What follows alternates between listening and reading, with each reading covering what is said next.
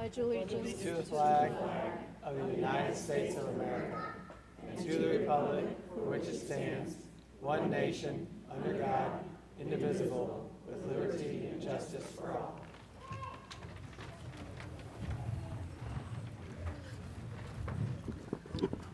Welcome. It's nice to see people here this evening with children that are going to be doing some things for us a little later. Could we have introductions? Mr. Gilman, Dr. Gilman, sorry. Randy Gilman, Assistant Superintendent, Elementary. Tammy Cardona, Assistant Superintendent, Secondary. Jim Shalhoub, Director. Vicki Hansen, Board Member. Scott Stewart, Board Treasurer. Sandy Mancello, Board Secretary.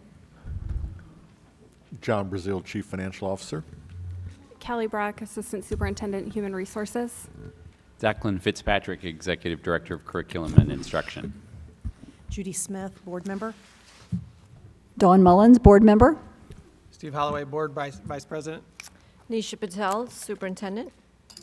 Carol Yount, Board President. 2.3, approval of meeting minutes from June 18, 2019, July 16, 2019, August 6, 2019. Could I have a motion, please? Motion. Second.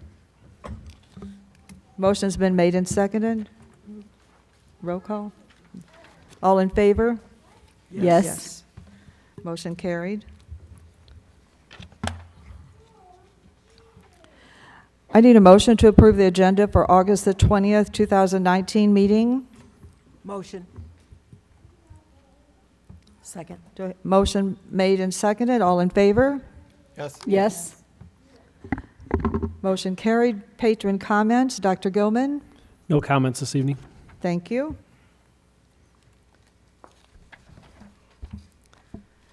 Superintendent comments. Dr. Patel? Well, thank you, everybody, for being here tonight. It's great to see all of our students here as well. Always nice to see that. We had our first day of school, in case you didn't notice, and all the big yellow buses in there, on the road. So we had an outstanding day. We got to go to most of the buildings, visit with the kids and the teachers and administrator. And actually, Tony from the leader was with me the entire day as well. So he was shadowing me. So I hope you enjoyed that day, Tony. Good. He has the right answer. He's like, of course I did. But it was a wonderful day. Kids were excited. And we finished the day with everybody got fed and everybody got to school on the bus. So that's a win. Teachers were, of course, excited.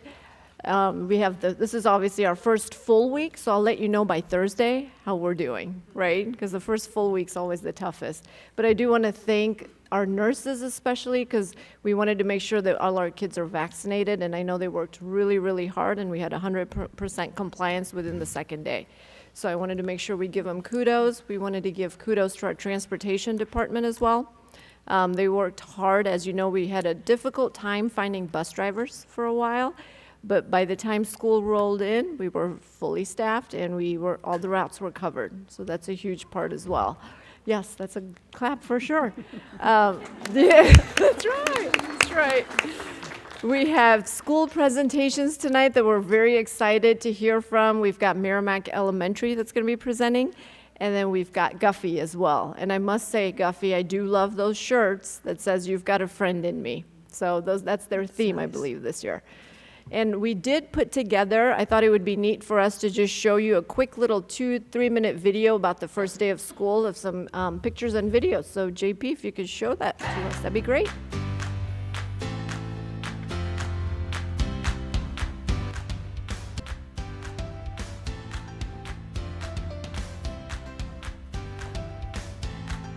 How is being back to the first day of school? Awesome, it's gonna be a great year.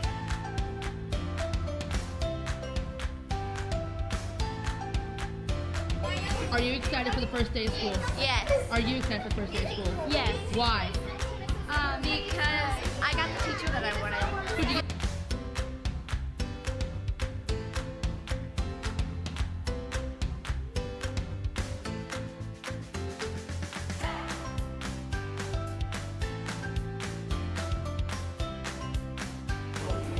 Getting to switch classes and having different teachers. And I made 2 new friends.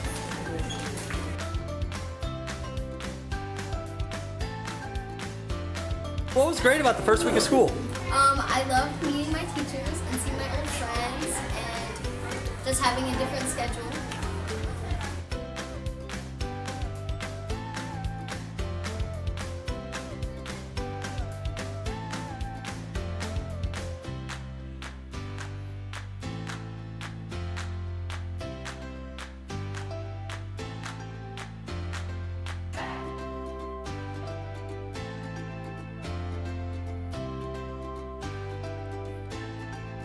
Preschool friends, how was the first week of school?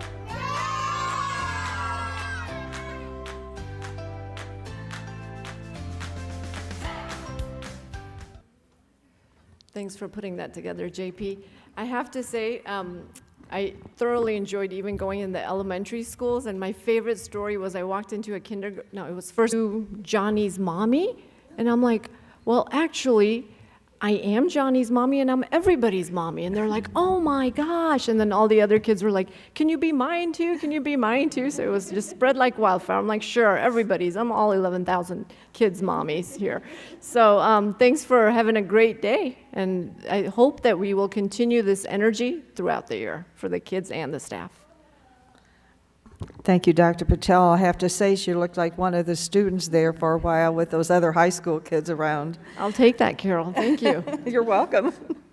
We'll go around. Dr. Gilman? So not to be too redundant, but we had a really smooth start last week, had a great open house at elementary last Monday, and then the first 3 days were excellent, and that's not by accident.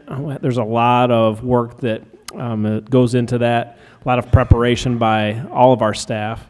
And I want to give special kudos to Gail Jones, our food service director, and the head cook down at Antonio Elementary, Lisa Brucker. The first day of school, the ovens wouldn't light.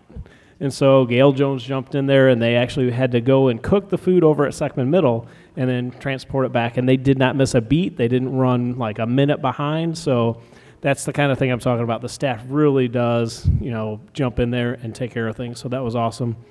Also, kudos to Diana Langenfeld. They did a nice little spot on KMOV4 this morning about her, and it's just it was a really, really good spot. And thanks to JP for doing our video work that we have for our presentation tonight. And really appreciate Dr. Bain and Merrimack being here, and Chris and Jackie Waller and Jennifer for being here for their presentations tonight. And that's all I have. So I would like to start off by saying it has been a great start to this school year. And I was going to say something about the nurses as well. We forget how many people it takes to make things run. And so I appreciate the work they've put into making sure we're all caught up on our immunizations. I would also like to point out the maintenance. Things work really smooth over the summer when nobody's here, and then when everybody comes back, the air conditioners don't seem to want to cool.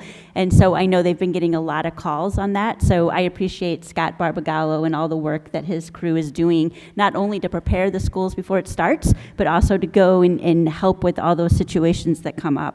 One of the things that is going to be happening actually tomorrow is Fox High School Marching Band and Seckman High School Marching Band are going to be marching together and actually performing at the Cardinal game tomorrow evening. They're going to be performing the God Bless America, and so I'm going to be attending that to support them, and what a great experience that is. I would also like to point out that Friday is the kickoff for the football season for our high schools. So both high schools have jamborees. Fox High School will be at Hillsborough for their jamboree, and Seckman High School will be at Festus for their jamboree. And then lastly, this week on Thursday evening will be the middle school's open houses. Those will start at 5:30 and go till 8. So thank you. My turn? Yes, it is. It's interesting. I was looking at Facebook, and I saw a lot of different posts on Facebook pages of these absolutely beautiful classrooms that teachers had worked hard to make inviting for our kids. And I don't know if people realize this, but a lot of that goes into making a classroom good, comes out of their own pocket. That's how much they care about making sure that classroom is inviting for your kid. And I just want you to know, teachers out there that are doing that, don't think that that goes unrecognized. It goes unrecognized. And for parents, one thing that a thing that I started going through again this year, because I've got a kindergartner in my family now, is going to the Walmart and getting school supplies and getting the kids ready for that game. That's kind of a big deal, and I know it's not necessarily cheap, but the truth is the kind of support that you see parents out there going to the trouble and make sure that their kids get a good start is really important too. So I just want to thank both our staff, our building staffs, and our parents for caring as much as you do about our kids and caring about them having success in school. Appreciate that. Well, I just wanted to thank everyone when Dr. Cardona mentioned about, sorry, I always talk too softly, mentioned about the buildings, the maintenance workers and custodians. The teachers don't come back on the first day. They start coming back August 1st or sooner, so they've got to work around the teachers trying to get it ready. But again, that's the level of dedication we have. And I always like to go to the open house, but it was my bad. I just thought it'd be on Tuesday. I didn't look, when the open house, so I missed all the elementary open houses. I like to try to go to a few of those. So, and won't be able to go to the middle school because I'll be babysitting. So, and I'm really excited about hearing from the schools tonight and in upcoming board meetings. And I wanted to thank all the staff interested in hearing what the results of the climate survey are. And I want to thank all the staff for participating in that and sharing their thoughts and perspectives. I got to see a lot of shining faces tonight. I want to thank all the kids, the parents, the teachers, all the supporters that have come out tonight to tell us about your schools. I'm really looking forward to this. It's something we haven't done as much of in the past, and I think it's going to be very enjoyable. So thank you. No report. I have no report. I got to go to visit several different schools on the opening day, and if you have never experienced opening day of school from inside a school, you should go. It's amazing how welcome the teachers make the kids feel and how excited they are. The highlight of my day was I got to help with kindergarten lunch at Lawndale Elementary, and seeing 6-year-olds manage kindergarten lunch, manage lunchtime for the first time, it's amazing. They do an all-call for any staff member who's not otherwise occupied to come to the cafeteria and help these kids get through the line and get their lunches and get those milk cartons open and then get cleaned up and get out to recess. And it's an amazing day, and everybody works incredibly hard to make it work. So thank you. It is an exciting time of year, and as soon as Jim Shalhoub said something about Facebook, I thought, oh no, I had written down my things, and I thought he's going to say what I was going to say, but he didn't. I was going to say, even this afternoon, as I was scrolling through, thanks to JP and his team and things, I see reminders about, hey, if you can't come to the board meeting tonight, you can watch it live. And after the last board meeting, I don't know, it was 2 o'clock in the morning, and I wake up and I'm scrolling through, and here's the summary of the board meeting. And it was done very well. The slides were really neat, so you could see it in 2 or 3 versions. You could see it in the summary with the slides and pictures that he took during the meeting, or you could watch it live. And I've had people email me and tell me they appreciate teachers that are teachers and parents that they can watch it live because it's hard to bring your kids or leave your kids. And so thank you to JP and making it available, the board meetings, to more people. Thank you. No report. No report. Probably going to say a lot of what the others have said. I think the thing that impresses me most about starting a school is how so many different departments have different things they have to be concerned about, and at the same time their entire focus is on kids. I mean, we have bus drivers who have to be sure they're on the right route, they stop at the right stops, but their main focus is getting the kids to school safely. And we have teachers who are ready in the classroom to start the first day. We have food service people. Everybody has their own individual job, but their focus is on our kids, and I think that's great that we all remember that. I'm glad to hear that our immunizations are going well, and we're focusing on that and making sure that that's all taken care of. And welcome again. It's good to see an audience out there. Thank you.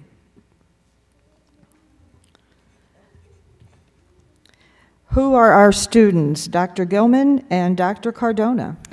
So I'm excited tonight to be able to introduce this presentation. And I want to start off actually by thanking Declan, because a few weeks ago at the board meeting, you came with a lot of stats for our district and what that means. And so when Randy and I sat down to talk about, okay, what do we want this to look like? How do we want to represent who our students are?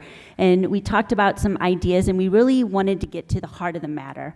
And the heart of the matter with our kids is our kids, and seeing what they look like during the day, and what they sat down. We talked to JP, and JP took what was in our plans and our thoughts and our vision and made it a reality. So we would like to introduce to you, to kind of kick off our presentations and bringing different schools in for each board meeting, who our students are. And there's some stats thrown in there, but that's just a little bit of a snippet of our kids throughout the day. So.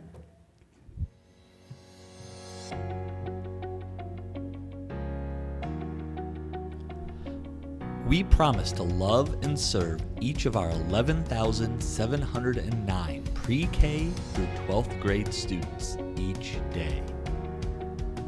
5,541 of those students are in pre-K and elementary buildings.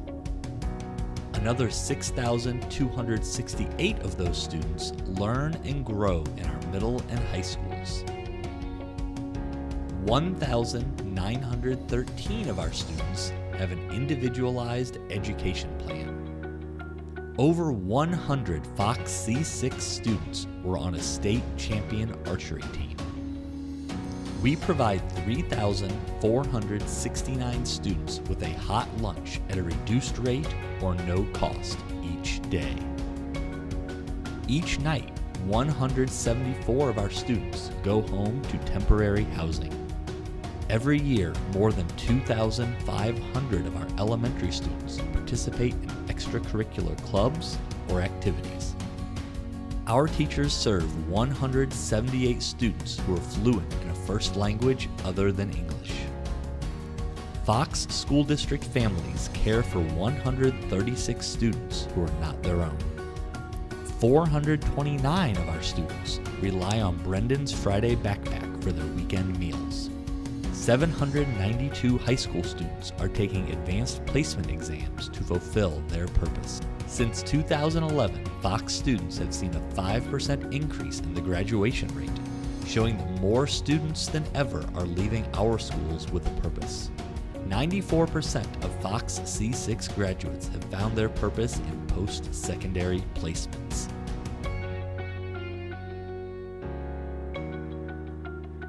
So I just want to thank parents and our teachers, because without you, all of those things can't happen. And if that doesn't give you a little happy, tingling feeling inside, because really that's the heart of the matter, our students. And while there's something everybody does.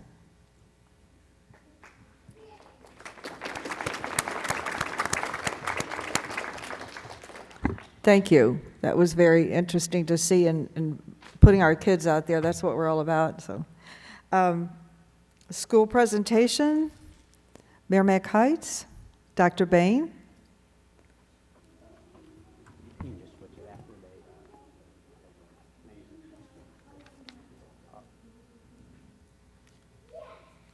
All right, good evening.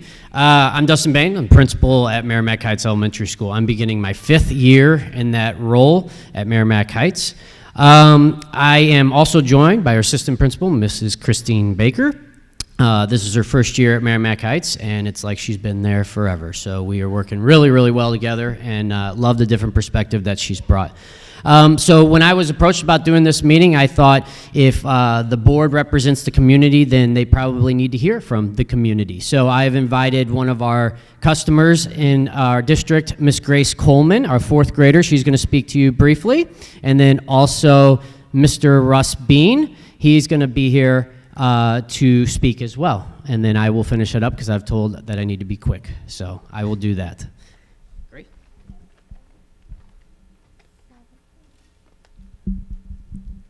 Hi, I'm Grace Coleman, 4th grade student at the MAC. Being Merrimack Man is not just about following the rules. It's about being the best you can be. Everyone is excited to start the day when you are greeted with a big smile from the teachers. Our cooks want you to have a good day too. Oh, they always want to hear about your day.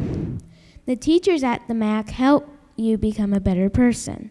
My life is better because of Mrs. Andrews, Mrs. Painter, Mrs. Shellbarger, Mrs. Daniels, and Mr. Barr. These teachers help me reach my goals in the classroom and are some of my biggest role models.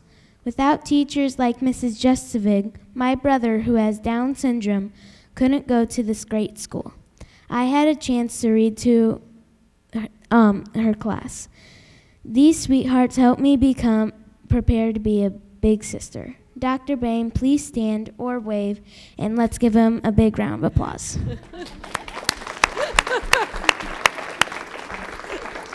Dr. Bain, thank you for teaching Merrimack Warriors to make good choices, that attitude matters, and care for others. Thank you.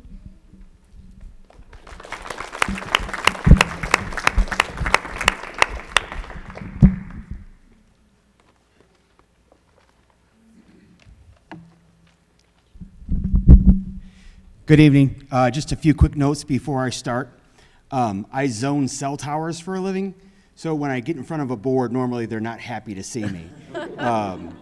Secondly, I normally shoot from the hip, and I wrote it down because if not, we'd probably be here till tomorrow if I had to say all the good things about Merrimack Heights. And thirdly, Dr. Patel, if you're my child's parents, my middle schooler needs a new iPhone. So thank you. All right. Duly noted. Good evening, Madam President, members of the Board of Education, and members of the staff. It is my great honor this evening to speak to you about Merrimack Heights Elementary School. My name is Russell Bean. I'm a resident of Fox School District and owner of Selective Solutions, LLC, doing said cell towers. You might know a few of my works, one at Merrimack Heights, one at Lone-Dell. I was able to work with the Fox School District to get those towers put up. A short history, we moved into the Fox School District in October of 2012.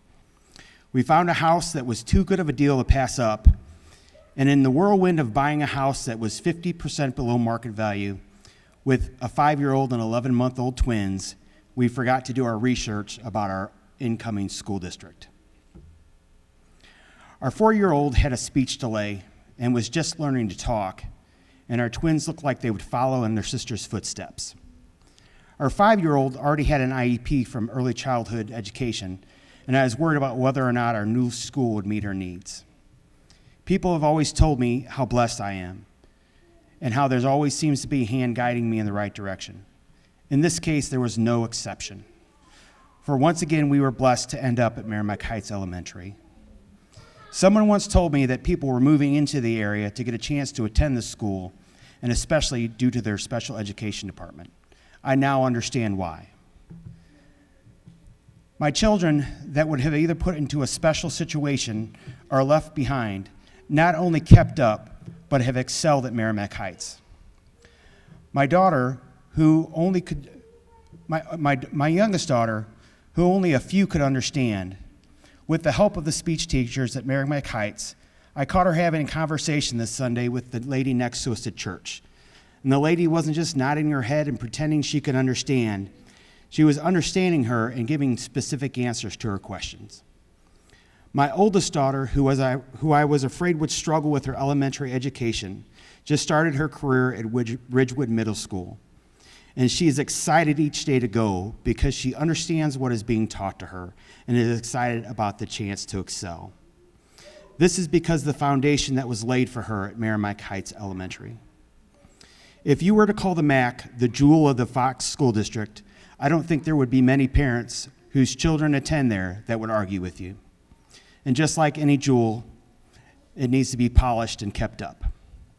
I call the Merrimack Heights School the magnet for the best people in Fox School District. We were lucky we started off with Dr. Gilman, and boy were we devastated when he left, and boy were we excited when we got to meet Dr. Bain. One of the things that you'll note, and my favorite thing about telling people about Merrimack Heights, is the diversity of the school. You could pull up to drop your kids off and have a $100,000 Lexus SUV in front of you, and an 82 Tercel behind you, those kids will greet each other at the door and walk in best friends. My wife made me put this line in here because I used it last night. The teachers at the Merrimack Heights are like artists. Every day they create masterpieces in the children they educate.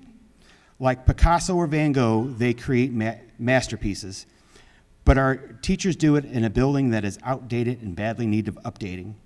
They are making masterpieces with a worn-out brush, and just imagine what they could do if you gave them a new brush. As parents, we thank you for all you do to support our schools. We ask that you continue to give our schools and our children what they need to continue to excel in our school and community, and thank you for all you do for Merrimack Heights. Thank you.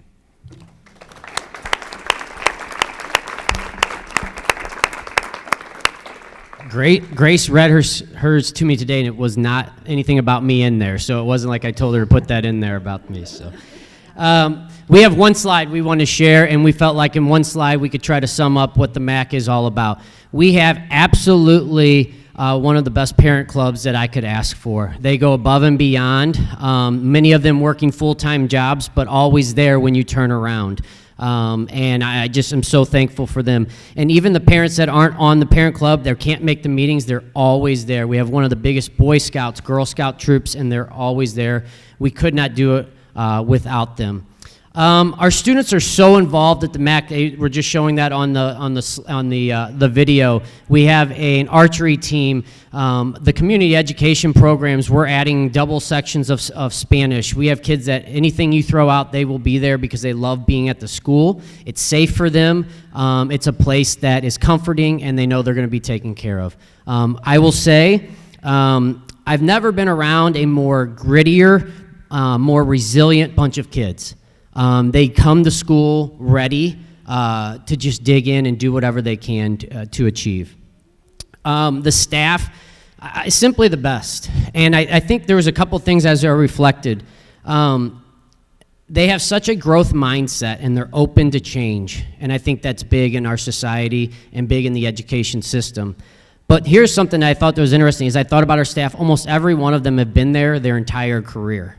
And so when you think about that, what's that say about their attachment to the school and to that community? I'm reminded of that because every day I walk to my office, I walk past a wall that has every principal that's ever been at the school looking over my shoulder. And, you know, just so you know, there's guys and ladies such as Raymond Hodge, Arnold Stricker, Beverly Perkins, and of course, legendary Dr. Gilman. What I think is interesting, as I said on the first slide, 60 years this year that we've been serving the community. I'm only the 5th principal in 60 years. That says a lot about the people that get into the community. They fall in love with the community, and they want to be a part of the community. Just real quick, why I think all these things come together, we have put a lot into our Facebook page. We're really big in making sure that people know what's going on. We want to bring the community inside our walls. I feel like they will support us tenfold when they know what's going on and they trust what's going on within the building. I did not include that dollar amount for the monetary value, but in the last 4 years, our parent club has gone above and beyond to help raise funds for our school. The reason I put it there is because our community believes in our mission and vision.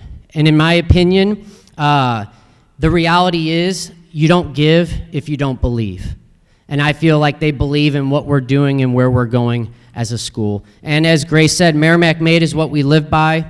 We ask our students that as they come to the conclusion of their time at Merrimack, whether it's 1 day or 6 years, they're Merrimack Made. They're prepared to go on, be successful, dig in, and be proud of where they came from. So thank you for this opportunity, and we're proud of Merrimack Heights.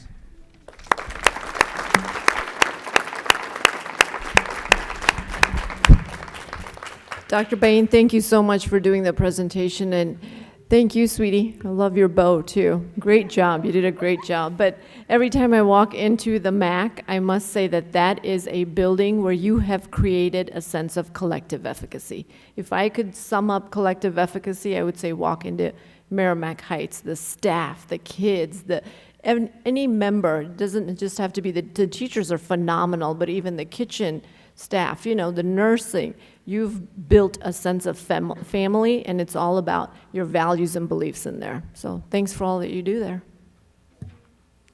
And I don't think if I was in 4th grade that I could have gotten up to a microphone and spoke like you did. That was very nice. Thank you. And thank you, Dr. Bain.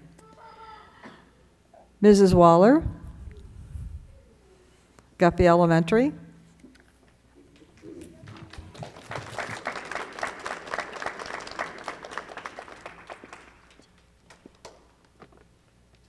Good evening. We have some great presenters here with us tonight. Hi, my name is Jillian Vescovo And from my name is George Guffey Elementary. And my name is Jackson Voss. And we just wanted to let you know that you've got a friend at Guffey. And our mission is, Guffey is the best, bettering everyone, succeeding together through love, learning, optimism, virtue, and empathy. At Guffey, we have some core values, and those are success, teamwork, attitude, respect, and service. And we are a 2-time National School of Character. And this is our Shine On Pledge. We, the students of George Guffey Elementary, pledge that we will shine on. We will show good character by practicing to say please and thank you, hello and goodbye, I'm sorry and I forgive you, never put others down, excuse me, offer to lend a hand, now's the time to shine by showing your Guffey gold. Treat others like you want to be treated. Shine on, shine on, shine on. And we say this every morning. In our front and back playground, we have a conflict resolution shine path, and that is self-check, share, ideas, solution, and shake hands. We also have bunches. Bunches consist of staff members, a group of students from kindergarten through 5th grade who meet together and complete team builders, activities, and service learning projects. The students stay with their bunch throughout their time at George Guffey Elementary. This allows for the students to create a positive relationship with students from other grade levels. They also build a positive relationship with any other staff members in the building. Guffey Service Learning Projects. These are just a few of our service learning projects. Friends Around the World Shoe Drive. The kindergarten students study different countries, and each student does a presentation. They learn about clean water and hold a shoe drive to help support clean water for countries in need. Home, helping others means everything. We had severe local floodings in January of 2016. Many families in our community lost their homes or their homes suffered damage. Students created learning games for children who lost their toys, and we collected items needed for the community. Corey Manor Partnership. 5th grade students visit with the residents monthly. They talk with them and play games, maybe like board games, card games, or maybe even puzzles. The 3rd and 4th grade students perform a holiday concert for the residents. We also make every resident a Christmas gift during bunches. We also have student leadership. We are proud to cultivate student leaders at George Guffey Elementary. We have a Guffey Character Council, also known as GCC. They are representatives from 4th and 5th grade. They work on leadership skills, initiate and assist with service learning projects. They work at school events. We also have 5th grade leaders. They lead the expectation walk, are bus leaders, and helps at school events. Guffey also has a high academic achievement. At Guffey Elementary, we have high academic expectations for all students. We strive to do our best and continue to score high on the NWEA and MAP assessments. We are proud of our high academic achievement. We are 11-time Missouri State Archery champions. My brother was one of them, and it was really fun going there. Support of GCO and community. Our GCO hosts many fun events at Guffey. My mom is also a part of GCO. GCO hosts fun events like the father-daughter dance, trunk or treat, the snowflake shop, book bingo, and school picnic. The GCO and volunteers make these events fun for Guffey families. The GCO has made many purchases to support Guffey students and staff, like additional technology, screen and sound system in the gym, like heart monitors, bottle fillers throughout the building, social emotional curriculum for pre-K through 5th grade. And we just wanted to let you know to always shine on. Thank you for all you do for our district. You've got a friend at Guffey. We have 2 gifts for you, a stress ball, a chocolate, and thank you for all your important decisions you make for us.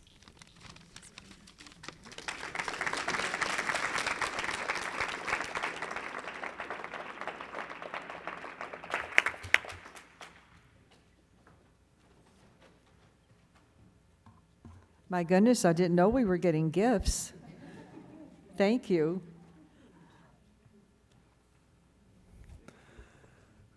Dr. Bain and Jackie, really like to thank you guys. This is such a hectic time of year, and to come right out of the gate and be the first presentations to our board, really appreciate that. Fantastic job by you and by the kids, and really, honestly, 2 amazing schools and amazing places for parents to send their kids to be educated. So thank you so much. Jackie and Jennifer, thank you so much for doing this. I want to echo what Randy said, and I think that slide when you hit, you talked about academic excellence. Absolutely, when you walk into Guffey, you can feel that from the teachers and the classroom engagement and the student leadership opportunities you give to your kids. So thank you so much for all your work on that. And thank you to both schools, because we've talked about amplifying student voice, and I think today was a great example of just that. So thank you. And don't feel like you have to stay the entire time. I know you want to, but that's okay, okay?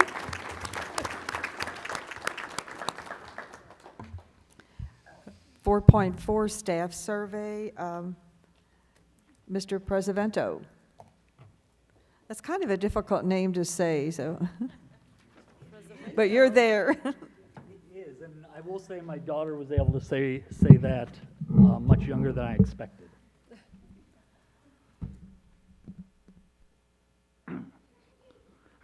Hi, I'm JP Presidento, the Communication and Instructional Technology Coordinator for the district, and tonight I'm going to share an overview of the results of the district staff culture and climate survey that we gave over the summer.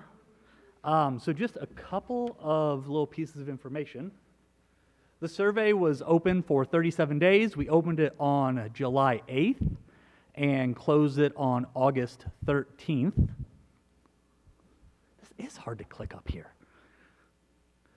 Our purpose with this survey was to gather a set of baseline data on district culture and climate.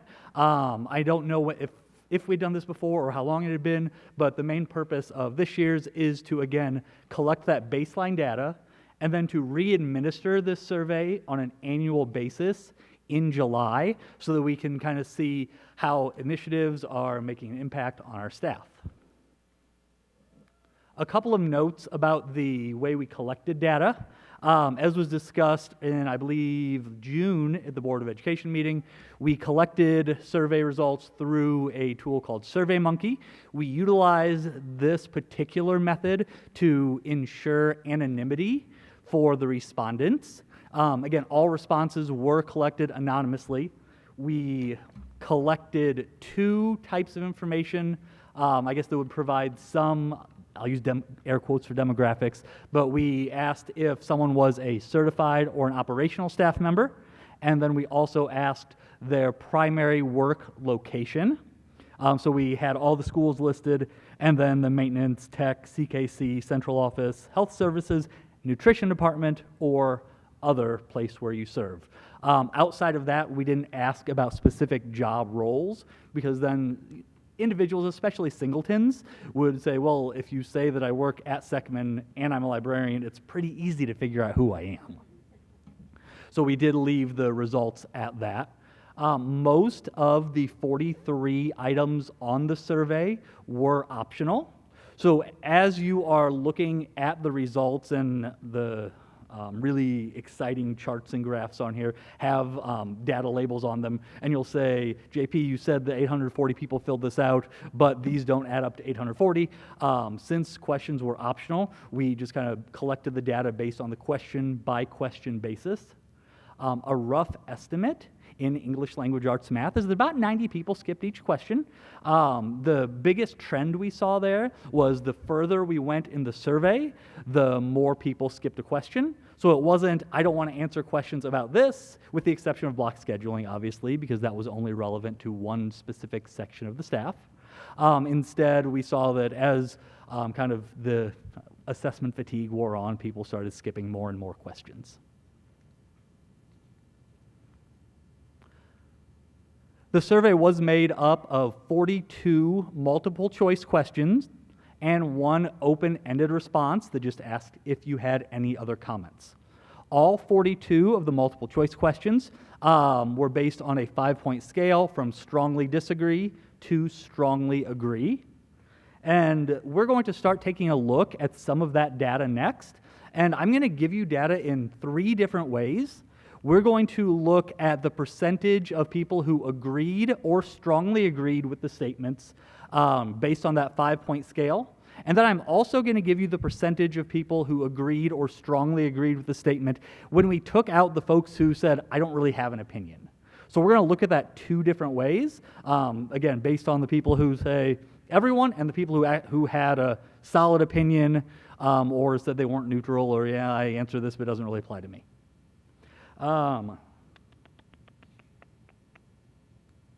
And then just one other note, just because I was able to get the data, the average person spent 6 minutes in the survey. 6. Not 60, 6. That would be some real grit. As I mentioned, we had 840 total responses. Now, that's not 840 people who filled out every question from 1 to 43. That's 840 people who opened and then submitted. 244 of those, or 29%, were our operational staff, and 596, or 71 of the people who completed the survey, were our certified staff. We had a total of 49% of our staff respond to the survey overall. Of our certified staff, 65.3% of them responded to the survey. That's 596, while 317 did not. And in our operational staff, we had, like I said, 244 responses, or a 33.1% response rate among that group. All right, so now we're going to get into some questions. I polled, I think, 17 of the 42 questions that I thought got a good pulse of the overall survey. And again, we're going to look at the data in 3 different ways. First, on my left, we have, so the question in this case is, I'm proud to work at Fox C-6. 82.1% of people who answered the question agreed or strongly agreed with that statement. And that's everyone, including the folks who said, I don't have an opinion about it. But on my right, we have 93.7% of people who had an opinion, so they answered strongly agree, disagree, or strongly disagree, and 93.7% of those people agree or strongly agree that they are proud to work at Fox C-6. And I think that's an awesome number that really gets the pulse of our folks. Oh my goodness, look at that. I am speed clicking.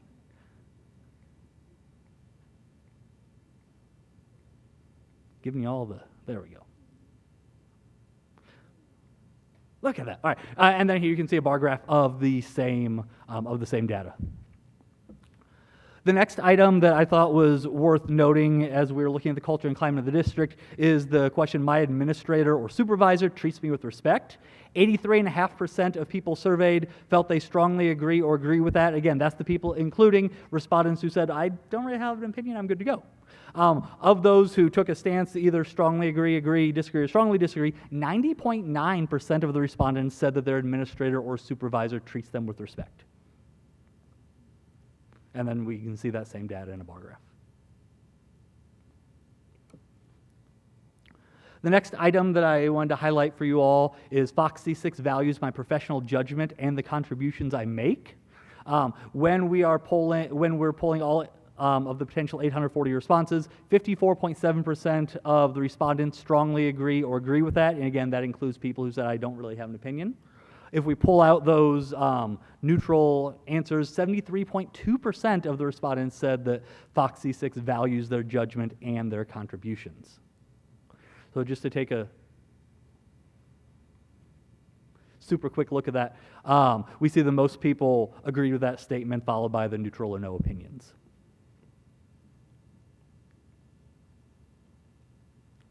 The next item I wanted to highlight, because I know this is a specific conversation, is the culture and climate where our work is positive and healthy. When we're pulling everyone's data, we had 66.1% of the respondents agree or strongly disagree. But again, if we pull out those folks who said, I don't really have an opinion one way or another, we had 76.4% of our respondents strongly agree or agree that the culture and climate where they work is positive and healthy. And again, if we look at that data holistically, the vast majority of people feel that they agree with that statement.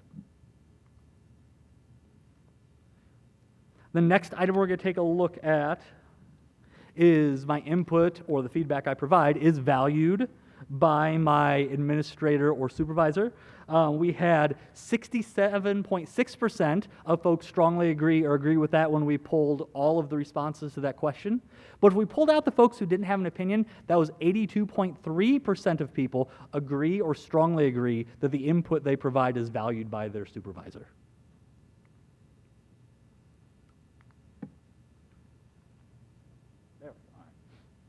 And again, we see the vast majority of people fall into that agree column with 290 responses. This question, I am involved in the decision-making process in my school or department.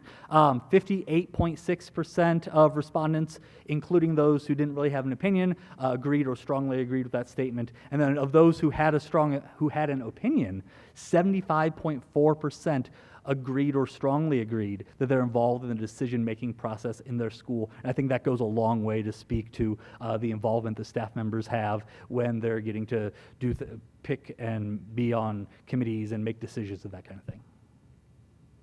And again, we see that of all the responses, most people agreed with this statement. The next item is that I can express my feelings and opinions to colleagues and supervisors without fear. When all were polled, or when we pulled in all responses, 66.1% of respondents agreed or strongly agreed with that statement.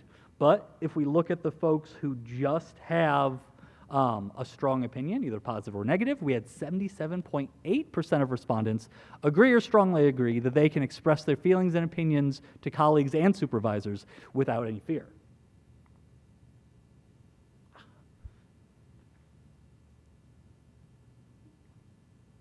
All right, and then you can just take a quick look at that overview data of all 5 options.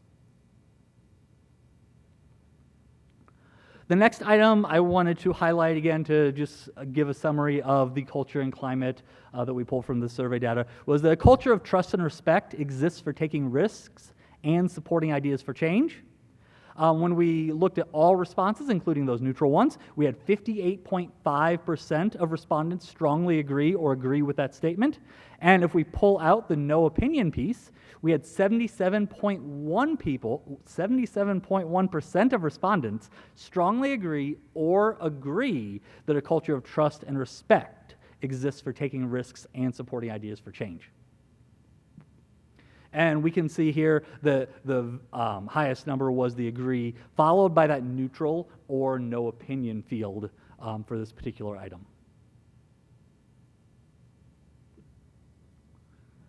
Next on the list was we have a shared mission and vision where I work, and I think that a shared mission, folks knowing that there is a shared mission and vision go a long way to the culture of the building.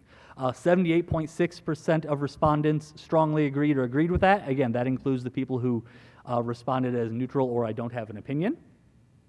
If we take out those neutral responses, 89.9% of people strongly agreed or agreed that there's a shared mission and vision where I work. And if I could just make one quick little note that it says shared, and it doesn't say I'm given a mission and vision. And I just think that's super, super important. Everyone is coming together on that. And again, we see, as we expected, most are in that agree and strongly agree category. I feel safe and supported to try new ideas. 73.3% of respondents strongly agreed or agreed with this statement. That includes the people who said we didn't have an opinion. And 88.6% of people who responded, excluding those who said I don't have an opinion, say they feel safe and supported to try new ideas, which is absolutely amazing. And again, we see, again, the vast majority of responses fall into the agree column. Next, I feel comfortable to approach an administrator or supervisor with a concern or complaint. And we have 72.8% of all of the responses strongly agree or agree with that statement. And if we pull out the no opinion, 81.8% of respondents. Did I break it, Chris? 81.8% of respondents strongly agree or agree that they feel comfortable to approach an administrator or supervisor with a concern or complaint. And if we take a look at that bar graph, you can kind of look at that data there. Next is the needs of our students are being met academically. 72.5% of respondents strongly agree or agree, and that includes everyone who said that they don't necessarily have an opinion. And if we pull out those no opinions, 85.5% of the respondents agreed or strongly agreed that the needs of our students are being met academically. And then you can just get a quick look at where those neutrals and no opinions are and how the vast majority, again, clicked agree on that one. The next item is that we are preparing our students for the future. We had 68.6% of respondents agree or strongly agree with that statement. And if we pull out the folks who didn't have an opinion, we had 90.7%. 90.7, that's a huge, amazing percentage. Agree or strongly agree that we're preparing our students for the future here in Fox. And we see that the vast majority, again, agree with that statement in relation to the other options. Okay. I believe the student learning and achievement has improved over the last 3 years. We had 57.1% of all respondents agree or strongly agree with that statement. Again, that includes those that didn't necessarily have an opinion. And if we pull out those folks that didn't have an opinion, 82.2% of respondents strongly agreed or agreed the student learning and achievement has improved over the past 3 years. And then you kind of see that, I thought this one was really interesting, that the largest number obviously was the agree, with the not having an opinion falling next in line there. And that may be due to the fact that people are saying, I need to wait and see what the next couple of years bring before I form an opinion. Next item, the district focus on curriculum and professional development is related to student learning and achievement. We had 64% of respondents strongly agree or agree with this statement. That includes those that that were neutral or had no opinion, and 89.7% of respondents who selected agree, strongly disagree, disagree, or strongly disagree, agreed with that statement as well. And I think, when we're thinking about that one, it's important to think about who was our audience for the survey, and if folks are in that operational side and they don't have any idea about the curriculum or PD and they still answered, they likely chose neutral or no opinion. And again, we see the largest majority was they agreed, followed by the neutral or no opinion.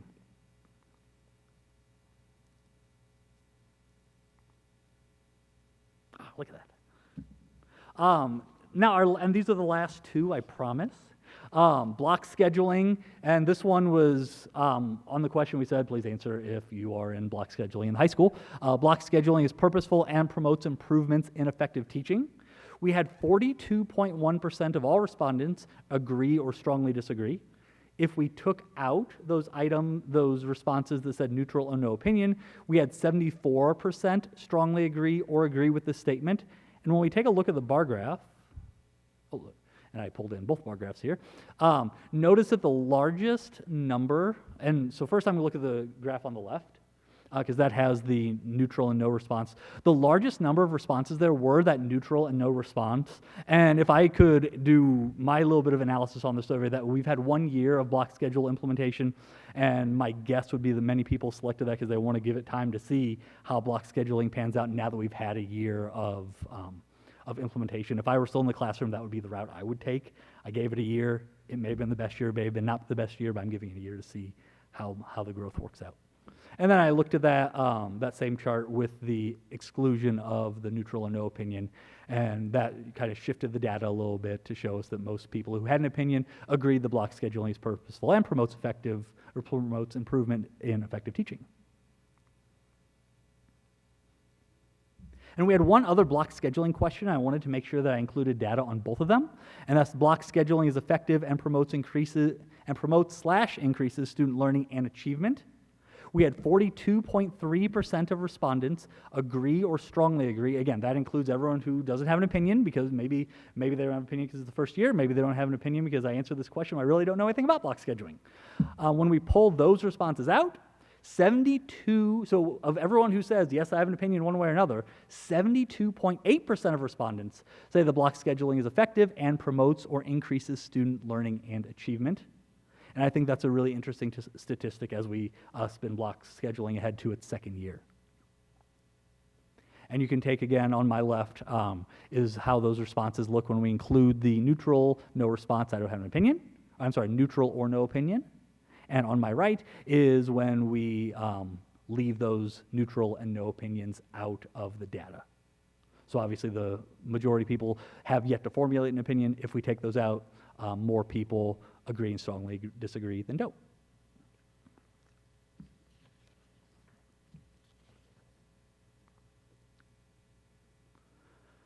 The last item on the survey were a set of open responses. 176 respondents elected to leave an open response.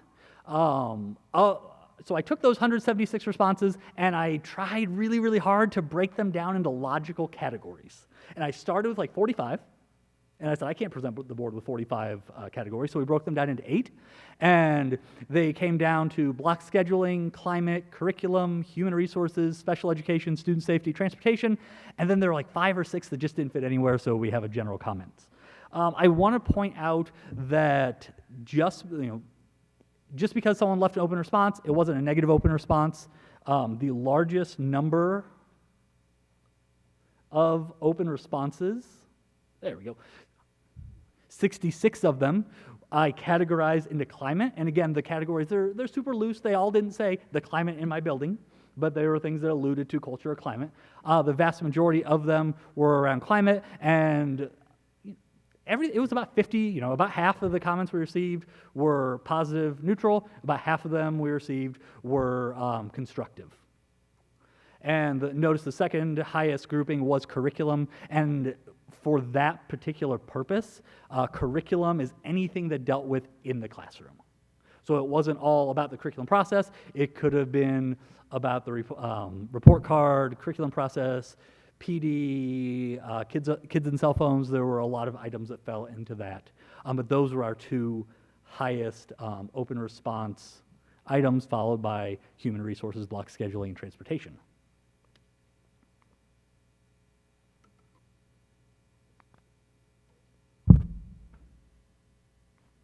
Look at that. All right.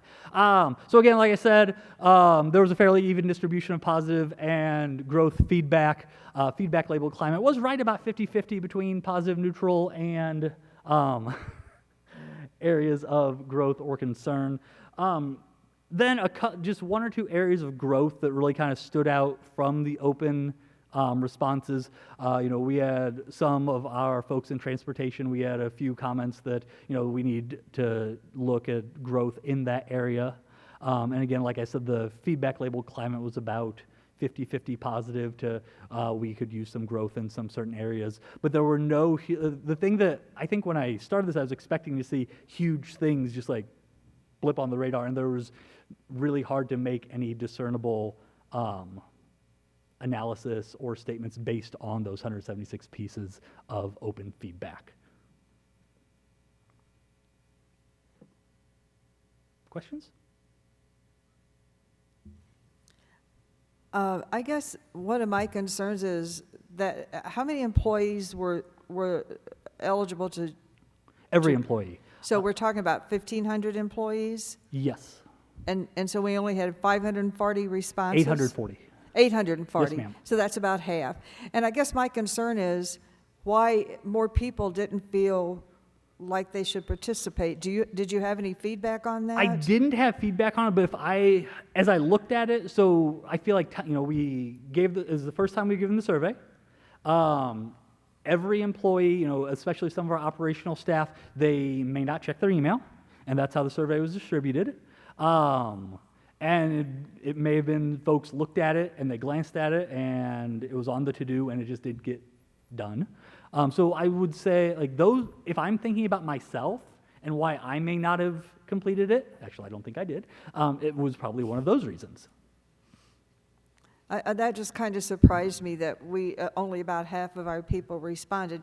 And of course, I guess during that time frame, there could have been people on vacation and not really thinking about school. So Yes, ma'am. Okay, thank you. It was And one thing I would like to just point out, that's something we'll look at next year and hope to see that 65, I think, percent, 65.3% goes up next year. Okay, thank you. Very interesting. And that's one of the reasons, Carol, we kept it open into the school year, because we thought summer, a lot of people are on vacations, and we had our principals kind of remind our staff, hey, don't forget to take the survey. We want to make sure we get your input on it. But JP, I wanted to say that I agree and strongly agree that you did a great job.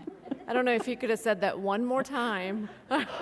You did a good job with putting all this information together. So thank you for that. And also, I do want the audience to know, first of all, we value your input, and that's why we created this survey, and we're going to look for patterns and trends over the next few years.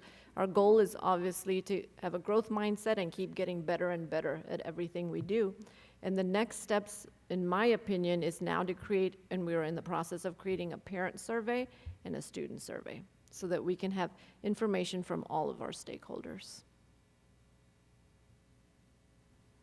Any other questions or Just a comment. Good job. And I know that takes a lot of work. And, thank you, sir. And I appreciate the fact that you did it. With all kinds of surveys, and with this one too, there's a lot of good news there. Absolutely. And then it also gives you some opportunities maybe for growth. We do have another survey that we're going to be participating in too. I guess, when is that? In January. In January, and that's the post-dispatch one. Mm-hmm.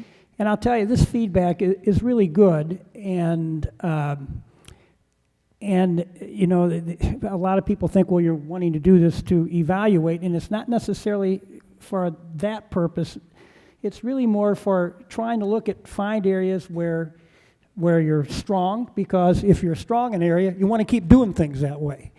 And areas that maybe have room for some improvement, you want to kind of look at that and see if there's ways that you can improve it. And by the way, with any of these, you're never going to get everybody to strongly agree. It's never going to happen. But the truth is, there's always opportunities for improvement, and I just appreciate the fact that the school board and our administration is open to this kind of feedback. Sometimes that kind of feedback is not easy to take, but I think it's better for you to get it than not get it. Thanks for the hard work on that. It was a good job. Any other questions or comments? Carol. GP, first of all, thank you. I know it's a lot of work. I know it's a lot of deep dives on the data.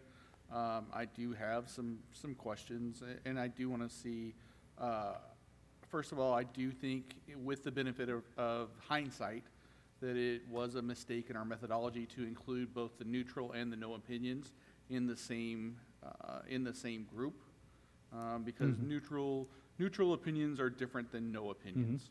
And I think especially when we're getting to some of these questions, specifically about fear of retribution, some of these other things, people that have no opinion, okay. People that have a neutral opinion, that's a cause for concern. So there's some things there. Again, this is the first year we've done it. I think there's a lot of places, we learned a lot of things through this, and I think we'll continue to get better with it. My second question, specifically for you, is will the cross tabulations and the specific data be available to us as the board?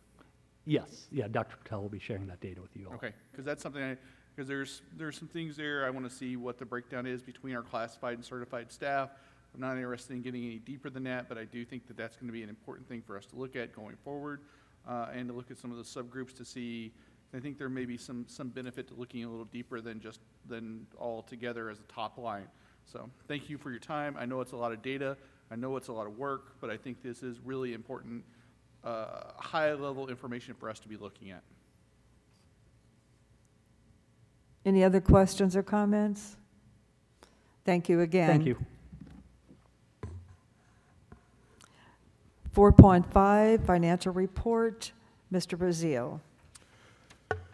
Good evening. Tonight's financial report is for the 12-month period ended June 30, 2019. That would be the end of our 2018-2019 fiscal year. The data that I'm presenting is not yet audited. Our audit is in progress, and audited data will be presented to you in December. We do not expect this data to change. But it's always possible that there could be a minor adjustment to the data. I typically present to you both the numbers, which are available on the agenda item, as well as this graph, and I'm pleased to report to you that we ended June at $15.63 million in operating fund balance, very consistent with where we've been over the past 5 years. In fact, our 5-year track record is that we've just declined about 95,000 over 5 years. Very pleased with that result. So, as I said, this data will now be audited, and we'll get those reports to you later. I consider all that very good information. I do have one other item I want to mention to you. We have started a new year, and our state funding is flowing in. Our state funding is our largest source of revenue during the year, exceeded $51 million last year. It's based on our weighted average daily attendance, and due to declining enrollment, our average daily attendance is going down. And because of that, we are anticipating a decrease if it were to happen today. If today's data were to hold true for the rest of the year, we'll see a decline of around $725,000 in state funding, a little stronger than we would hope. Part of that is due to the decrease in weighted average daily attendance, which went down around 85 members. But part of it's also due to a decline in the dollar value modifier that's in the formula, which has declined about 3%. So that means overall we're losing a little bit for every student we have. Now, through the year ahead, we may see some strengthening or improvement in some of that. But today, we anticipated it in the budget, but it's not a pretty number. And I just wanted to alert you to that. If you have any questions about that at any time, I'll be happy to talk about it, and we'll try to keep you updated if that erodes or improves as the year goes by. Thank you, John. I think it's important to note with us here, you in the audience, and anybody that's watching us live, that there's been a lot of thought with this board and the administration about finances, because we have to do that. And just to kind of update you on some of the plans that have been talked about, I believe that Dr. Patel is working on questions for each individual building, for the principals to have some input as to what they feel is most important in their building that needs to be addressed. And the administration office is doing the same thing. They're going to go into each building, and they're going to assess what they feel is most important in that building, because they're looking at two different things. The administration office is probably looking at the air conditioning and the roofs and trying to make sure that those things stay intact. And our principals are looking maybe at smaller things like the potholes on the parking lot, which seem to be a real issue, or the playground equipment, or something that they wanted painted or moved or whatever. So in this process, the principals are going to have some input about what they want done in their building, what is most important to them. The administration will look at their list, and they'll combine them and zero in on what they actually feel that this district is able to provide financially for those buildings. And then in turn, their plan is to bring it to the Board of Education so that we can look at these things and make sure that the finances are there to take care of the needs for the district. And of course, that could mean a lot of other things have to happen, but kind of wanted you to know what the process is. We're not going strictly on what administration feels is important or strictly on what each individual principal feels is important, because it's a combination of things that we have to work with. And money being my main priority, those things have to be looked at. And there may be one building that gets 5 things done because they're absolutely necessary. And there may be one building that only gets 1 thing done because the other things may not be as important needs as that one particular item. So I just kind of want to throw out there what is in progress and the process that's going to be done, and it will take some time, but Dr. Patel and her staff is working on that to bring that information back to the board at a later date. Any other questions or comments for Mr. Brazil? Thank you, Carol, for that. That was actually our next topic, and so Okay. you helped us out there with that. I put some interesting stats in here in the agenda to indicate the age and condition of our buildings, and you're exactly right. We want to bring forward within the next 100 days a proposal to the board that you may wish then to place before the voters of this community. So that's exactly right. Thank you. And the proposal, yes, will speak to each building principal. We'll look at what their needs are, and from their lens, we'll look at from our lens what we think our facilities needs.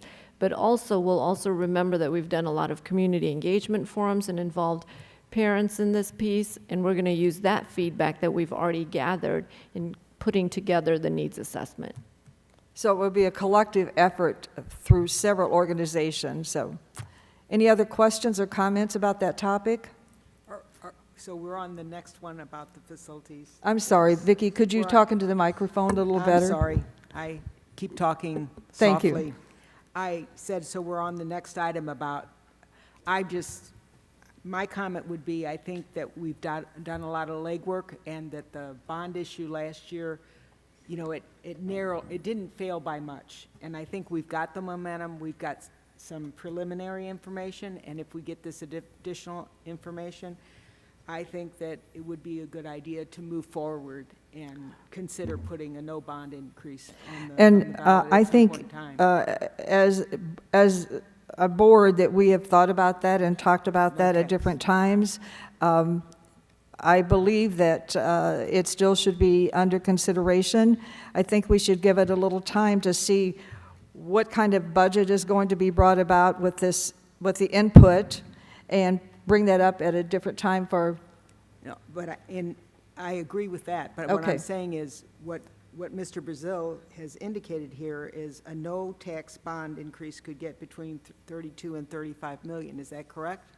That's correct. And I think we should give that strong consideration after we get all the information. And the important thing to know is we've got to November if we want to get it on the ballot in April. Absolutely.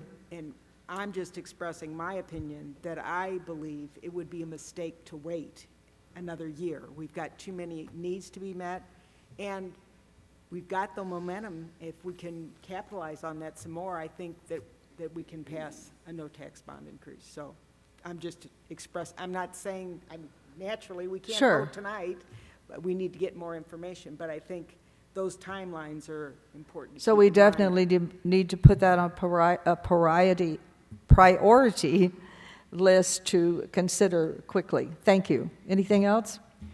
Well, as I see it, the bottom line is the problems that we had last year with our aging facilities, that hasn't changed. As a matter of fact, one of the things I think people need to understand, and this is really important, We're spending what, nearly $8 million this year on capital improvements, 7.5? 7+, yes. Out of our operating fund. We can't continue to do that, folks. We just cannot continue to do it. You know, you got to have schools that are safe for the kids to go to, but you also have to have money to operate those schools. And so the issue hasn't changed. One of the things that we were fortunate of is that people have been paying their taxes over the years and the debt service taxes, and we paid off a lot of debt, and we do have $3.2 or $3.5 million of capacity without a tax increase. That's not going to solve all our problems right now, but it's going to probably address a lot of the things that we need to address to make our schools safe and comfortable for the kids to go to. And so we're going to need your help. It's just that simple. We're going to need the community's help, and the community has always done a good job of coming through. And we feel like that if we go back to the community with a no tax increase bond issue, we're not asking too much of them, because they've really kind of earned the right to get those improvements, because they've been paying that their debt service taxes over the years. And so, you know, the problem hasn't gone away, and we need your help. And so we're probably going to be looking at coming to you and asking for help. Thank you, Mr. Shalhoub. Anything else? Okay, we'll move on to, I forgot where I was now. Capital improvements. We've gone through that. Oh, staff separations and at-will employees. Dr. Brock. We've attached a list of at-will employee staff separations since our last board meeting for your information.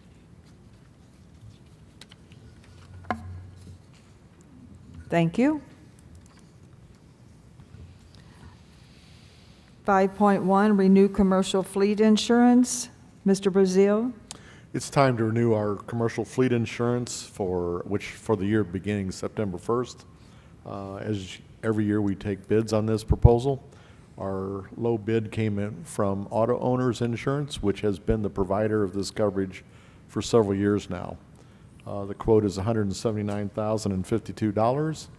That's up from last year, last year's premium was $168,000 and some change, but it's not really up from the 2 years and 3 years ago. So we recommend its approval as the motion indicates. Do we have a motion? I'm sorry, the motion has the wrong premium stated in it. The correct premium is $179,052. Commercial fleet? Do you have a motion to approve? A motion to approve commercial fleet insurance? So moved. At the premium of $179,052. For $168,771? No.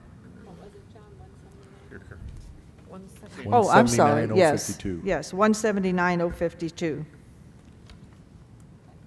That was last year's premium I quoted. So we have a motion and a second? Second. Any questions or comments? All in favor? Yes. Yes. Motion carried. 5.2, memo of understanding, student teachers, Mr. Fitzpatrick. We're asking for the board to approve memoranda of understanding with Lindenwood University, St. Louis Community College, and St. Louis University Doisy College of Health Services. We have to have the memoranda of understanding with each of these institutions in order to place student teachers, and we've been moving through the process of getting that cleared by lawyers. You remember a month ago you approved other MOUs, and there will be more to come in the future. We're asking for your approval of these three this evening. So move. Second. All in favor? Are there any questions for Mr. Fitzpatrick? All in favor? Yes. Yes. Motion carried. 5.3, nursing service agreement. Dr. Cardona? I'm bringing before you a motion to approve the Phoenix Home Care and Hospice Nursing Contract for the 1920 school year. Just as a little bit of background information, we have a student at Seckman High School who, because of health issues over the summer, had to have a tracheostomy. And so because of that procedure, they are required to have a nurse full-time with them. So this contract would fulfill that for that student. Do you have a motion? So move. Second. Any questions or comments for Dr. Cardona? All in favor? Yes. Yes. Motion carried. Did you have a question, Vicki? Okay. 5.4, summer school coordinator and principal stipend, Dr. Brock. We are requesting the board's approval to modify the 9 through 12 summer school principal stipend. Currently, or in the past, that stipend has been for $5,500. We would like to combine that with the 9 through 12 coordinator for summer school and make the amount $8,000. The reason for that change is that over the past several years, the 9 through 12 coordinator duties have been a part of our Director of Student Services and School Safety position. And this year, we've added a lot of new duties to that position. And so we'd like to remove the summer school duties, and make them a part of the summer school position, or the summer school principal position instead.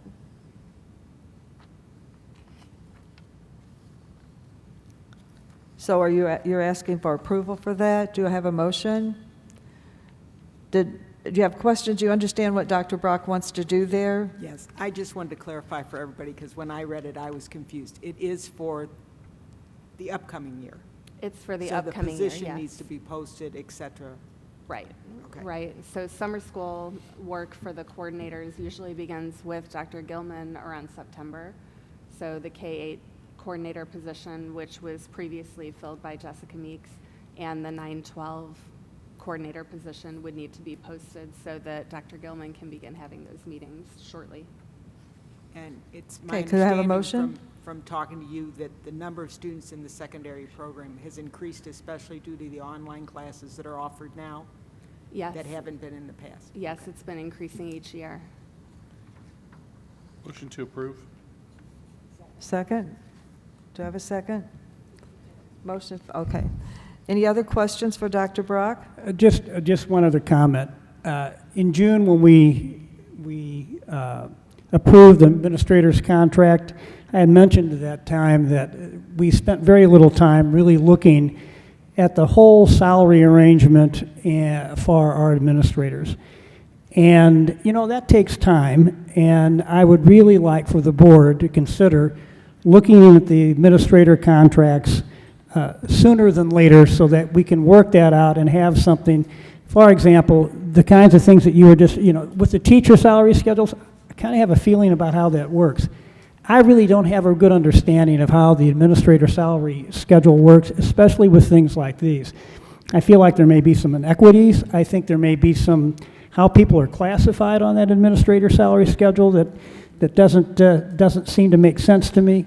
And so I would just like, and maybe it's just perfect, but I would like for us to start looking at that and seeing if we can come up to develop a schedule that makes sense, or at least we're comfortable knowing that the schedule we have is fair and complete. And so, but I think we need to do that sooner than later, because generally speaking, what is it, in January, we start talking about that relative to the extending contracts and things like that. So we really need to start working on that right away, in my mind. But Dr. Patel, that's did just you my have some opinion. information about what's happening with that right now?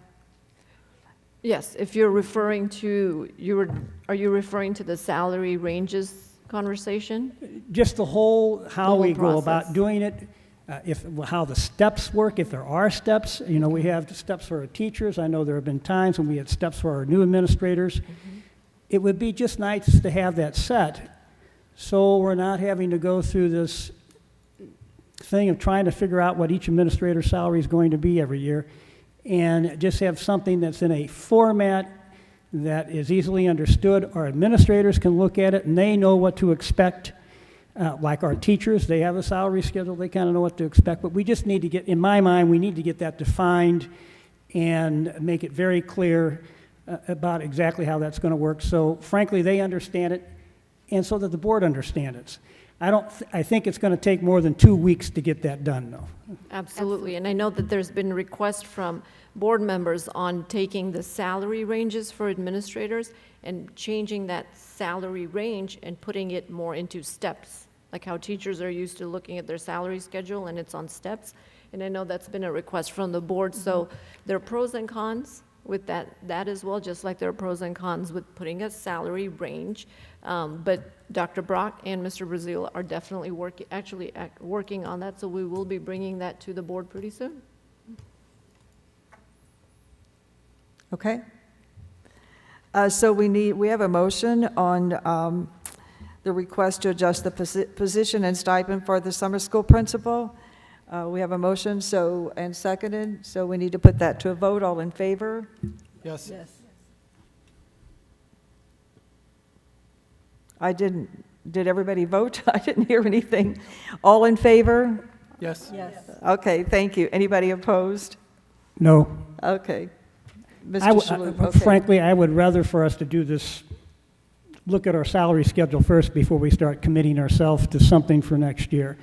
But you folks, if you're comfortable with that, that's the way it goes. Motion carried.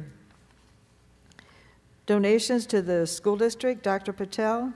Yes, I would like the motion to accept donations for Merrimack Heights Elementary. They got $500 for their archery team from Stephanie Sanders. Seckman High School got a lot of furniture for their new library and the new learning space that they're creating, and it was donated by Carroll House, Brooke Dubman, Weekends Only, and SSM Health.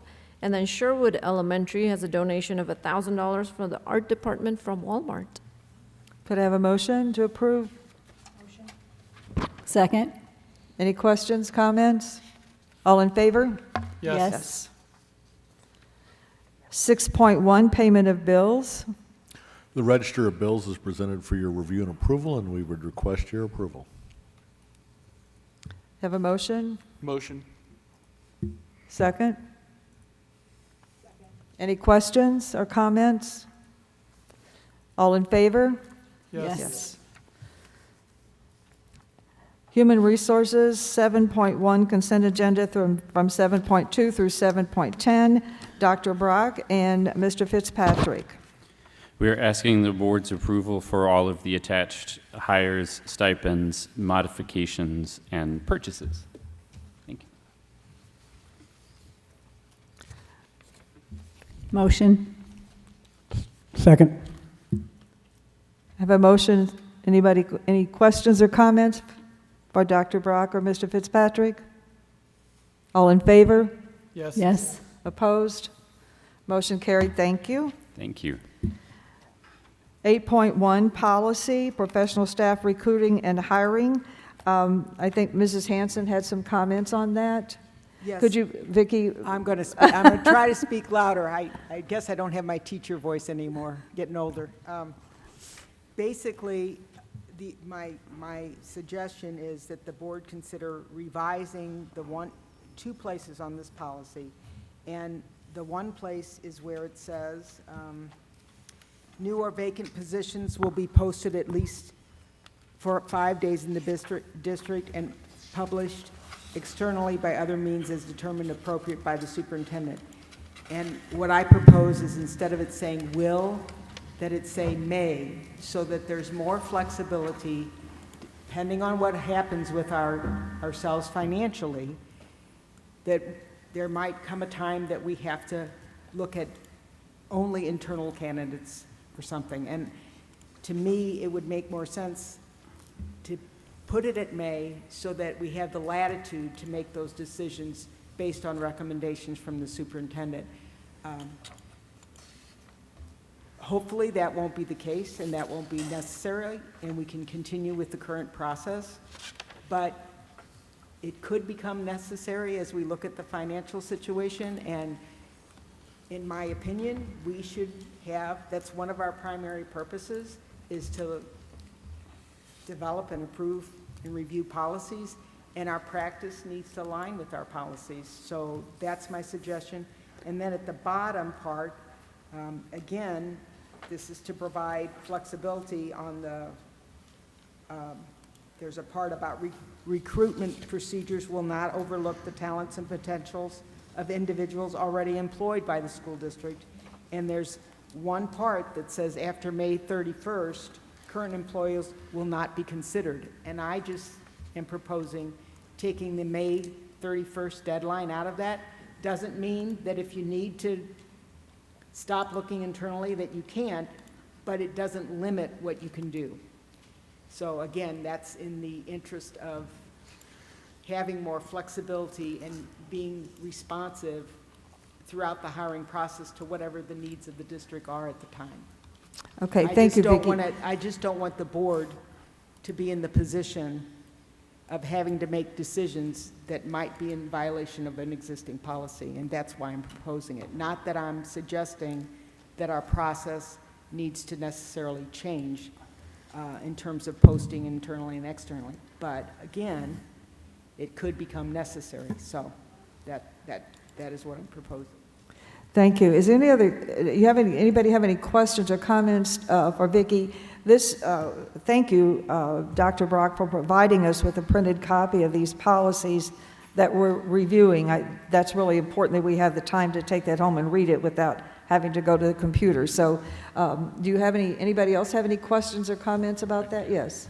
I do think, I understand where you're coming from in case we hit a financial turbulence where changes in procedure are necessary. I do tend to think that at those times, when sometime in the future, those times come about, I think it is appropriate for the board at that point in time to suspend their policy or to adjust it at that point. To make the changes that you may, the superintendent would not even be required to even post the thing, to post the position if you put the word may in that as it's written. And I have real concerns that opens Pandora's box, decreases our transparency, and harms some of the goodwill that's been built up over the past several years to try to bring it back. Well, Okay, Dr. Brock has provided us with that policy, GCD, so I think this will give us an opportunity to review Vicki's suggestions and bring it back up at a later time for a vote. I actually just have a comment. Sure. I want to make sure, as your superintendent, I caution you greatly in changing the verbiage from will to may. And the reason I say that is because you don't want to put a hiring policy or practice in place that has any sort of adverse impact. Meaning, unintentionally, unintentionally, this could look like we are posting positions where you may be excluding certain groups of individuals that want to apply. So I would just caution you on that. But what I'm saying is there's a difference between policy and procedure. And in your procedure, if your procedure in your regulation is that you post externally and internally, that doesn't require board approval. That's not a policy. And you can have a procedure that states that. And that can be the practice that is adhered to. But policy takes time to change. And to do it just in reaction to suspend a policy for a period of time or in kind of a knee-jerk reaction to a situation, in my opinion, that's not the way to go. It's not saying, I'm not saying that you stop the practice of posting internally and externally routinely every time. And I think the other piece to that is that as a board member, my expectation is that the superintendent and the administration is going to keep us apprised of what's going on and would discuss a situation where it might become necessary not to do that. But it again, to change it at that moment instead of have a policy that allows you. All the classes that I went to for my administrative degree, including the superintendent's certificate on policy, taught you actually had to develop policies. They teach you to write the policies broad and to have regulations and procedures about how those policies are implemented. And that's all I'm suggesting for the board to consider. I just am really uncomfortable ever being put in the situation where as a board we're making decisions that are in violation of the policies that we've got in place. It's just not what should happen. So Vicki, help me understand here. So you're saying there may come a time when we have to make some drastic reductions in our force. And so in that particular case, we may need to attrition out positions. Well, if you're attritioning out positions, you really have to look at your talent inside. Unfortunately, as a large school district, we have that. And so by putting what you're saying, by putting will, it would allow us to go ahead and do that. By changing it from that one word to may instead of will, if that happened, and it wouldn't be something that would just happen without discussion among the board.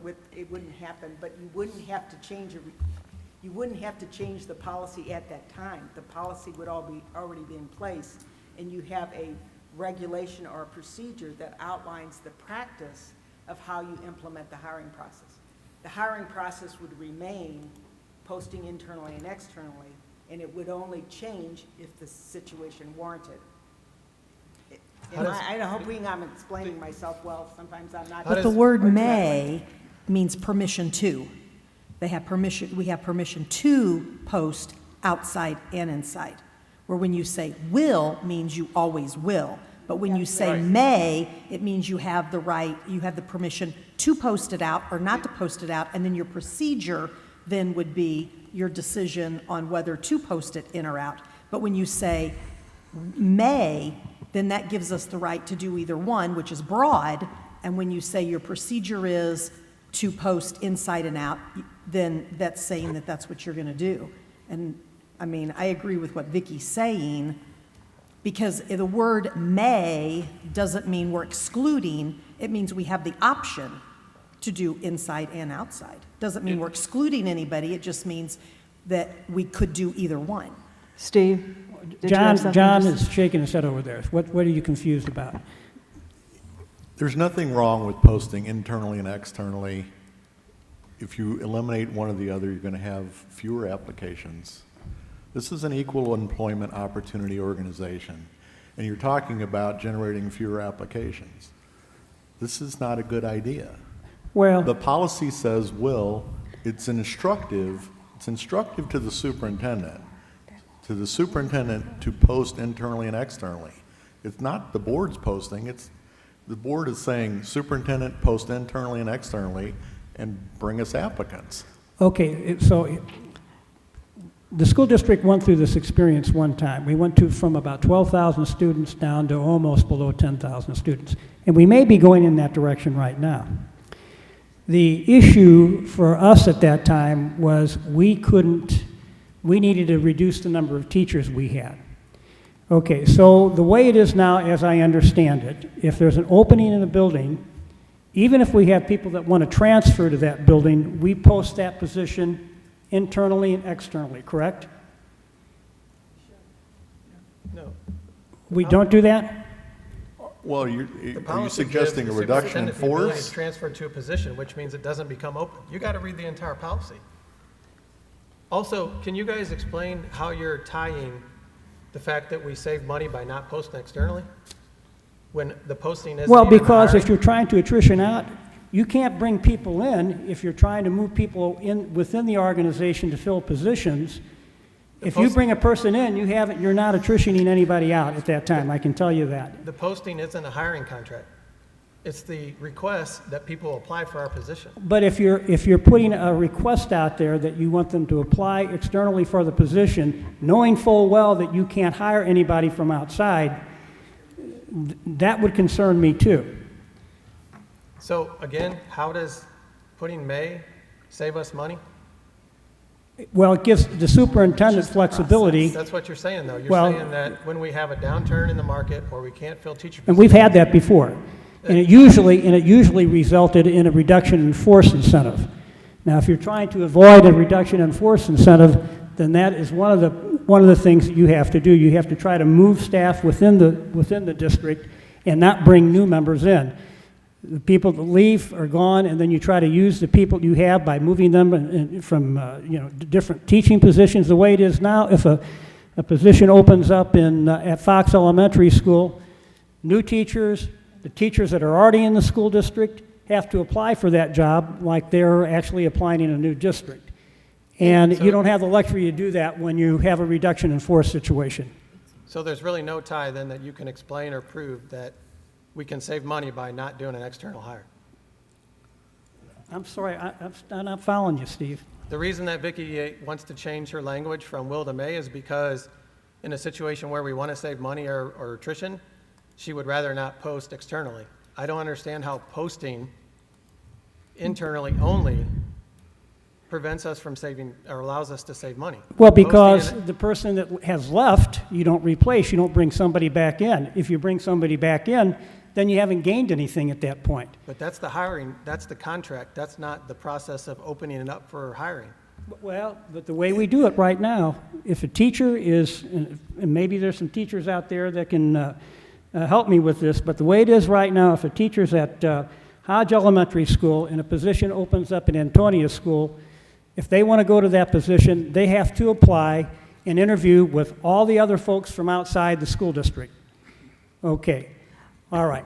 If you're trying to attrition that position out, let's say you're trying to attrition the position out at Hodge, if you hire from without, you can't attrition it out. You just still got another person there you got to figure out what something to do with. It just gives the superintendent and the school board just a little bit more flexibility. And if it weren't for the fact that we've been talking about and looking at this reduction in force, this reduction in student achievement, it wouldn't be such a big idea. But I've been there before. I know exactly how that works, and it's not a very pleasant thing to go through. We've kind of got it structured now, where if we have people that want to move to a different position, they have to apply for that position along with the other 397,000 people that may want that position from the outside too. Just something to think about. Okay, I think it's important that we look at the last paragraph under recruiting and advertising, because I think some of that kind of answers your questions on people transferring and having to interview. It says that lateral moves, board approval is required for a transfer or assignment unless the transfer or assignment is a lateral move, and that the superintendent can do that. If I'm understanding this correctly, a position is not considered vacant if the superintendent or designee transfers or assigns an existing employee to the position. So that gives her some authority to do that, if I'm understanding that correctly. Okay, why don't we do that now? I'm just curious. Pardon me? Allow people to make lateral moves in the school district without having to reapply for jobs. Just curious. We do that. So I think, listening to different opinions, I think we really need to be able to take this and look at it, make our own notes, and bring it back up for discussion at a later time, if everybody agrees with that. We'll put it on the agenda, maybe not next meeting, but the following meeting. Okay? Thank you. First reading for new policies, Dr. Brock. We are asking the board to accept the 3 attached policies for a first reading. They would be brought for a second reading and adoption at our next meeting, I think September 17th. Motion. Do you have a second? Second. Any questions or comments for Dr. Brock? Thanks again for giving us the paperwork. All in favor? Yes. Yes. Opposed? Motion carried.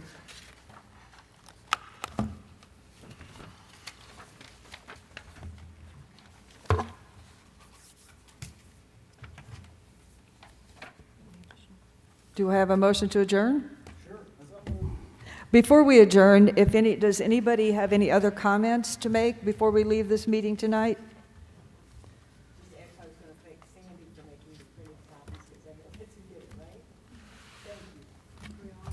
Okay, we have a motion to adjourn. Second. All in favor? Yes. Yes. Thank you.